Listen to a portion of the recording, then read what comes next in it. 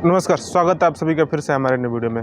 पिछले वीडियो में हम लोग बताए हमारे भारत का इतिहास, गौरवपूर्ण इतिहास कैसा रहा और कैसे कैसे हम अपने संघर्ष में हमेशा जारी रहे हैं और संघर्ष करते रहे हैं।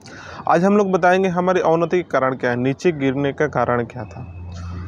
उसमें कई सारा विषय रहा है जिसमें विदेशियों द्वारा कुछ और बताया जाता है, भारत के इतिहासकारों द्वारा कुछ और बताया जाता है। संघ क्या सोचता है इस विषय पर हम आज बता रहे हैं। वीडियो का अंत तक जरूर देखिएगा। विदेशी क्या सोचते हैं इसके बारे में बताएंगे और संघ के जो विचार है उसमें विदेशियों का भी मत वही रहा है जो संघ का मत रहा है। एक श्लोक है, एक श्लोक से स्टार्ट करते हैं इस वीडियो को। न राज्यम न च राज्यसित न दंड्यो न च दंडिकाय धर्मेण प्रजा सर्व रक्षन्ति सम परस्परम। 1000 वर्ष पूरा हमारे गौरव और परंपरा का अति उच्च स्वरूप था, फिर भी हमारा पतन का कारण ये श्लोक में एक सार दिया हुआ है। विदेशी द्वारा बताया जाता है कि हमारा गर्म जलवायु, अलग अलग जातियाँ, अलग अलग प्रजातियाँ और भिन्न भिन्न प्रांतों होने के कारण हमारा पतन हुआ है, लेकिन हमारा पतन उनके कारण नहीं होता। ये उनके द्वारा गलतफहमी और गलत चीज़ बताया गया है। हमारा पतन का मूल कारण हम आपस में लड़ते रहे, हम आपस में बढ़ते रहे। हमारे विदेशी राज्य में क्या कुछ चल रहा है उसके बारे में हमें नहीं पता है, हम वो चीज़ नहीं देख पाए। हम अपने पड़ोसी को भी नहीं बचाए, पड़ोसी राज्य को नहीं बचा पाए।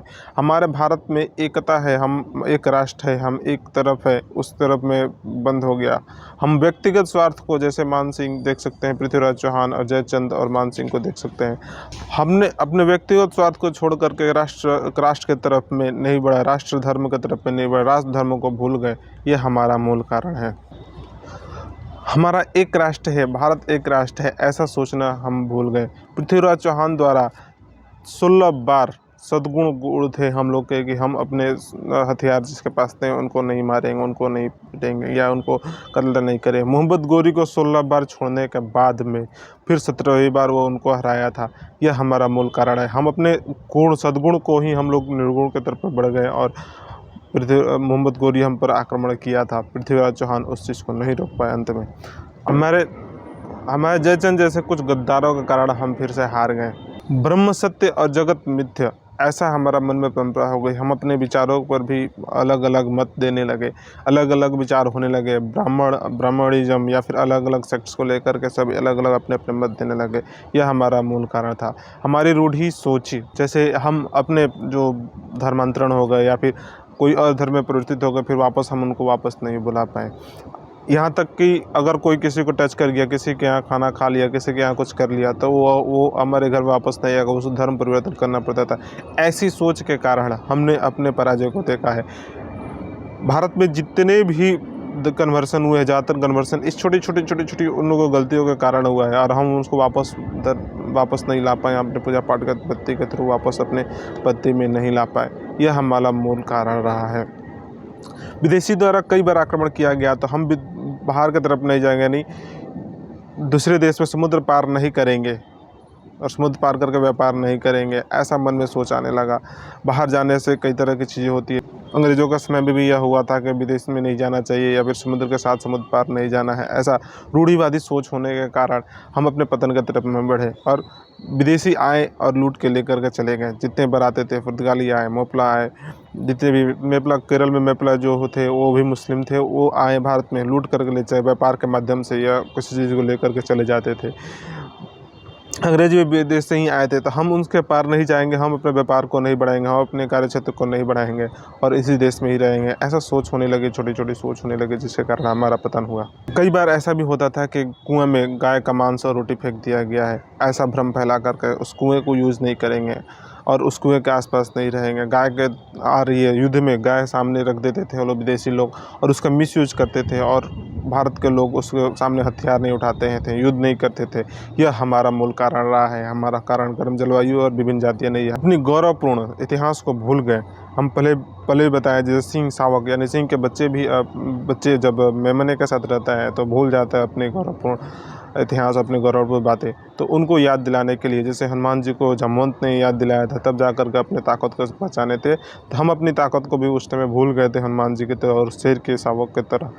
अपने जीवन लक्ष्य की भूलना, हम अपने जीवन को बड़े लक्ष्य को तरफ भूल गए। हम जब आक्रमण हुआ तो हमारे जो कितने गुरुकुल थे, गुरुकुल परंपरा थी और हमारे संयुक्त परिवार परंपरा थी, जो जॉइंट फैमिली की परंपरा थी, ये सभी शिथिल हो गए। हम उस चीज़ को नहीं काम कर पाए और उस पर समाज के जागरण के ऊपर में काम नहीं कर पाए और समाज में कई तरह के नेगेटिव वे में फैलने लगी, जिसके कारण हमारा पतन का एक मूल कारण है। समाज जागरण का केंद्र जैसे मठ, मंदिर और हमारा संयुक्त परिवार शिथिल हो गया, धूमिल हो गया और उस भी चीज़ पर काम नहीं किया, जिसके कारण हमारा समाज दुर्बल हो गया और इस रूढ़िवादी और छोटे छोटे सोचों को लेकर के हम अपने दिमाग में बैठाने लगे और भारत की परंपरा और भारत की संस्कृति को भूलने लगे। हमारी राष्ट्रीयता को बोलते हैं, विदेशियों द्वारा बताया जाता है कि हमारी राष्ट्रीय एकता नहीं थी, हमारी राष्ट्रीयता नहीं थी, हमारा राष्ट्र नहीं था। विदेशियों द्वारा बताया जाता है कि India is nation in making, ऐसा बताया जाता है, बट हमारा पहले से ही राष्ट्र था, हमारे पहले से ही यह राष्ट्र था। इंडिया यह कैम्ब्रिज स्कूल ऑफ थॉट्स के द्वारा बताया गया, यह प्रचार प्रसारित किया हुआ थॉट्स है। हम हमेशा से ही राष्ट्रीय एकता की तरफ में रहे हैं, राष्ट्रीयता रही है। विदेश में शिकागो विश्वविद्यालय के विद्वान डॉक्टर एल्फ हिल्टे वाइटल, जो भारत भ्रमण के लिए आए हुए थे, उन्होंने बताया है कि हम भारत भ्रमण किए और हम यहाँ पर राष्ट्रीय एकता थी, राष्ट्र था और हमारी राष्ट्रीय एकता का प्रमाण वो बताते हैं। लेकिन कैम्ब्रिज स्कूल ऑफ थॉट्स के जितने भी विद्वान थे, जितने भी सो कॉल्ड विद्वान बोल सकते हैं, बुद्धिजीवी लोग थे और भारत के जितने भी राजनेता उस समय हुए, उनके राष्ट्रीयता को मान करके और राष्ट्र हमारे राष्ट्र नहीं थी, ऐसा प्रचार प्रसारित कर करके हमें भ्रमित कर करके और चीज़ों को तोड़ मरोड़ करके बताया जाता था और आधे अधूरे बातें को अभी भी देख सकते हैं सोशल मीडिया में संघ और हिंदुत्व के बारे में आधे अधूरे बातों को बता करके उसको धूमिल चीज़ें और छोटी छोटी चीज़ें यानी हमारे थॉट्स को तोड़ मरोड़ करके बताया जाता है। ऐसा नहीं था, हमारी राष्ट्रीय एकता शुरू से ही थी, पहले से ही थी। हम उसको बीच में भूल गए थे क्या, हम छोटे छोटे पार्टों में डिवाइड हो गए थे, जिसके कारण हमारा पतन का कारण रहा है। आज़ादी के बाद के समय और आज़ादी के समय भी हमारे जो नेता थे वो भारत के राष्ट्रीयता को भूल गए और राष्ट्रीयता को भूलने के कारण ही हम देख सकते हैं कि तरह तरह की चीज़ें फैलाने लगी। विदेशी द्वारा बताया गया चीज़ अच्छी है, हमारी चीज़ अच्छी नहीं है। हम अपने को वो विदेशी यानी मेड इन जर्मन ऐसा करके made in Japan, made in Asia, इसको बोलने में हम गर्व फील करते थे और वैसा बना हुआ अपनी डेली यूज की चीज़ें यूज करते थे। शर्ट हुआ, जीन्स हुआ, पैंट हुआ और कपड़े हुए जो विदेशी द्वारा बनाया गया था उसको हम लोग मानते हैं कि नहीं वो अच्छा है, लेकिन भारत में बनाया गया, भारत के शिल्पकारों द्वारा बनाया गया चीज़ें अच्छी नहीं थी।